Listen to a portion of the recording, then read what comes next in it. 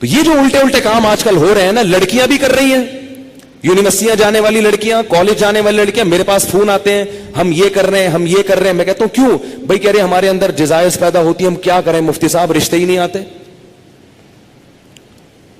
اور لڑکا بھی کر رہا ہے, ان سے بولو کہ بھائی تم شادی کیوں نہیں کرتے؟ پیسے ہی نہیں ہے, کیسے کر لیں شادی, پیسے ہی نہیں ہے. گرل فرینڈ کے لیے پیسے کہاں سے آ جاتے ہیں بھائی تمہارے پاس؟ نکاح کے لیے یہ دماغ سے نکال دو کہ پیسوں کی ضرورت ہوتی ہے. یہ دنیا کا سب سے بڑا جھوٹ ہے کہ شادی کے لیے پیسے چاہیے. او بھائی شادی ایجاب و قبول کا نام ہے, خدا کی قسم نہیں چاہیے پیسے شادی کے لیے. اگر شادی کے لیے پیسے چاہیے ہوتے تو اللہ قرآن میں نکاح کا حکم دینے کے بعد غریب اور فقیر کو الگ سے ترغیب نہ دیتا. اللہ کہتے اگر فقیر ہو نا تو اللہ دے دے گا پیسے, کر لو شادی. اگر نکاح میں پیسوں کی شرط ہوتی کہیں بھی کسی بھی درجے میں تو اللہ کیا کہتے جن لوگوں کے پاس پیسے نہیں ہیں وہ صبر کریں. اللہ نے تو نہیں کہا. اب آپ کہیں گے جب پیسے نہیں ہے تو کیسے شادی ہوگی؟ نکاح نام ہے ایجاب و قبول کا. بھائی کسی لڑکی سے عقد کر لو, ایگریمنٹ کر لو کہ میں تمہیں اپنے نکاح میں لیتا ہوں, وہ اس کہ ہاں میں نے قبول کیا, گواہ سن رہے ہو, یہ بات ہو گیا. اب اگر پیسے نہیں ہے تو اس کو بتاؤ پیسے نہیں ہے میرے پاس, تم میرے گھر آگے رہنا چاہتی ہو تو میرے ذمے تمہارا خرچہ ہے, لیکن یہ ہے میرے پاس, میں جتنا خود کھا رہا ہوں اس میں سے آدھی روٹی تمہیں کاٹ کے دے دوں گا. بہت مشکل ہے. کچھ کرنا ہے نا تو کچھ کرنا پڑے گا, ورنہ چلتے رہو پھر اسی راستے پہ جو لوط علیہ السلام کی قوم والا راستہ ہے, ادھر ہی جاؤ. اور اس انجام ہماری قوم کا بھی وہی ہے جو ان کا انجام تھا, جو گوروں کا انجام ہوا ہے نا. گورے کو یہ سمجھانا بڑا مشکل ہے کہ لڑکوں سے بدفعلی غلط کیوں ہے. کیوں مشکل ہے؟ اس لیے کہ وہ نکاح سے دور بھاگ بھاگ کے لڑکوں کے اتنے عادی ہو چکے ہیں کہ اب وہ کہہ رہے ہیں مولوی پاگل ہیں, ان کو پتہ نہیں کیسی باتیں کر رہے ہیں. یہ گند میں جب ایک دفعہ پڑ گئے نا, پھر نکاح کے لیے پیسے ہوں گے تو بھی شادی نہیں کرو گے. یہ گند میں پڑنے سے پہلے کی باتیں ہیں ساری. پاکیزہ زندگی گزارو اللہ کے بندو, نکاح کرنا پیغمبروں کی سنت ہے, اور نکاح کے علاوہ راستہ اختیار کرنا یہ جہنمیوں کا طریقہ ہے, یہ پیغمبروں کا طریقہ نہیں ہے. موسیٰ علیہ السلام کے پاس کتنے پیسے تھے تو انہوں نے شادی کر لی تھی؟ کچھ بھی تو نہیں تھا. لڑکی کے باپ نے کہا 10 سال بکریاں چراؤ گے؟ انہوں نے کہا قبول ہے, چراؤں گا. انہوں نے کہا شادی تو ہو, چلو 10 سال بکریاں چلائیں گے, شادی تو ہو.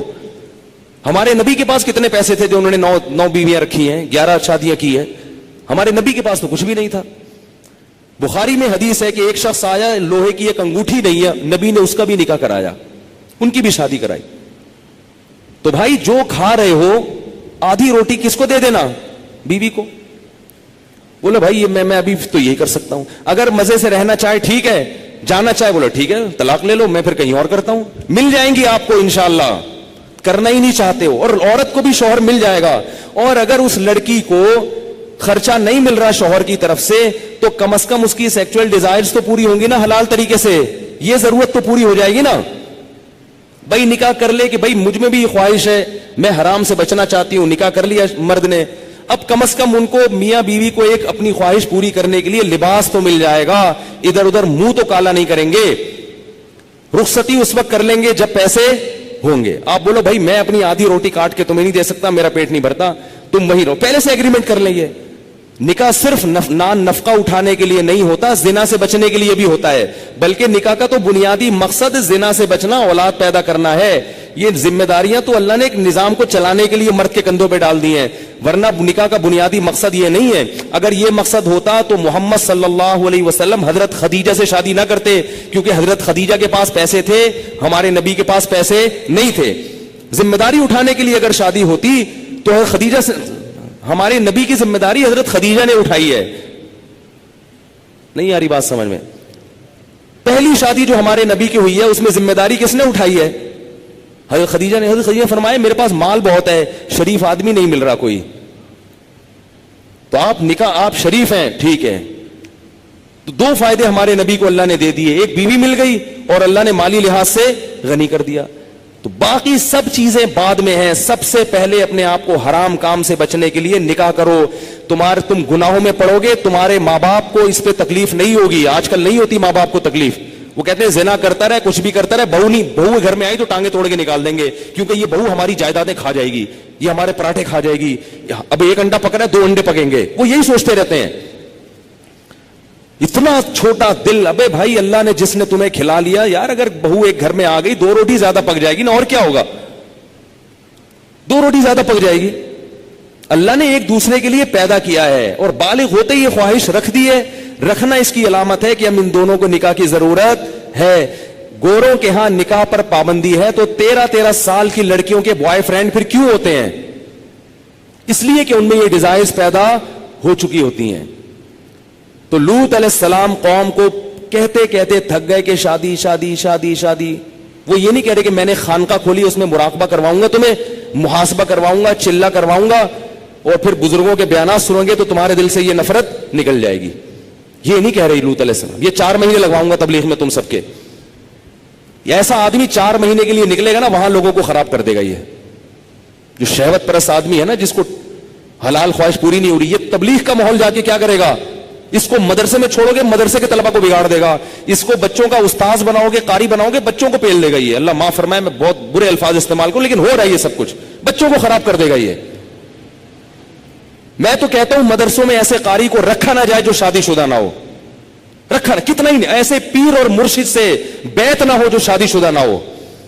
بیعت ہوگے نا, شیطان اس کو تمہارے خلاف, اگر کوئی نیک خوبصورت مرید جا کے بیعت ہو گیا نا تو شیخ کا اس پہ دل آ جاتا ہے. بھائی اللہ نے نظام نہیں رکھا نا. ایک چیز, آپ کو بھوک لگ رہی ہو, کھانے کو روٹی نہیں ملے گی, تو جو تھوڑے دن تک برداشت کرو گے, پھر کچرے سے گند نکال نکال کے کھانا شروع کر دو گے. کب تک برداشت کرے گا؟ تو جب مرد اور عورت کی خواہش پوری نہیں ہوتی, نتیجہ کیا نکلتا ہے؟ وہ گند کی طرف جانا شروع. اور ایک وقت تک تو واپسی کا چانس ہوتا ہے. کچھ وقت کے بعد پھر پیسے آ جائیں گے نا, کروڑوں روپے بھی, پھر بھی واپسی کا چانس. تبھی نکاح کے بعد بھی گندگی میں پڑے رہتے ہیں ایسے لوگ. دیر سے جن کی شادیاں ہوتی ہیں نا, شادی کر کے بھی گناہ نہیں چھوڑتے ہو. تو لوط علیہ السلام نے کیا کہا اپنی قوم کو کہ یہ عورتوں سے نکاح کیوں نہیں کر رہے؟ قوم جواب میں کہہ رہی ہے, ما لنا فی بناتک من حق, ہمیں عورت سے نکاح میں دلچسپی ختم نہیں ہے. اس سے پتا چلا کہ گناہوں میں جب پڑو گے تو حلال کی لذت بولو نا ختم ہو جائے گی, ختم ہو جائے گی. اور یہی ہو رہا ہے ہمارے معاشرے. بیویاں گھر میں بیٹھی ہوئی ہیں اور منہ کالے ہو رہے ہیں باہر جا کے. عورتوں کے اپنی زوجاؤں کو وقت ہی نہیں دیتے, محبت ہی ختم ہو گئی, کیونکہ اتنی گرل فرینڈ ہیں اسے منہ کالے کرا لی ہیں, اتنی عورتوں سے منہ کالا کرنے کی عادت پڑ چکی ہے, شادی سے پہلے پڑ چکی ہوتی ہے. آج کل جو شادی کے بعد کیسز آ رہے ہیں نا, وہ پتہ ہے کیا آ رہے ہیں؟ شادی ہوئی تو پتا چلا میرے میاں کی اتنی پہلے سے فرینڈز ہیں, اب چند دن تو بیوی کی طرف رغبت تھی, اس کے بعد وہ پرانی والی فرینڈز وہی شروع ہو گئے. عورت پہ کیا گزرتی ہے؟ عورت سب کچھ برداشت کر لیتی ہے, مگر مرد کی بد کرداری عورت سے برداشت نہیں ہوتی.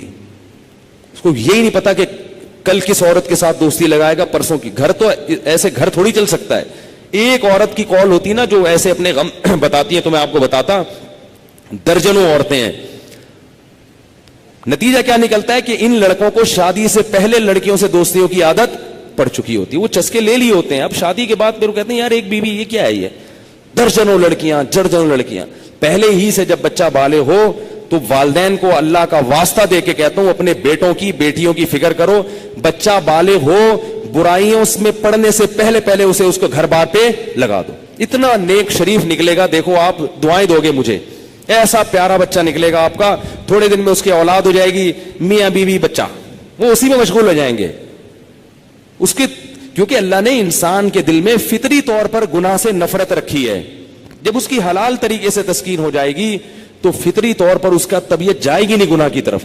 میرے جو بزرگ ہیں, میرے مشائخ ہیں, 13 14 سال کی عمر میں ان کی شادیاں ہوئی تھیں. ایسی پاکیزہ زندگی انہوں نے گزاری ہے. میرے جو بزرگ ہیں میں ان کی بات کر رہا ہوں, 13 سال 14 سال میں ان کی شادیاں ہوئی ہیں, ایسے پاکیزہ زندگی. تو میڈیا تمہیں جہنم کی آگ کی طرف لے کے جائے گا.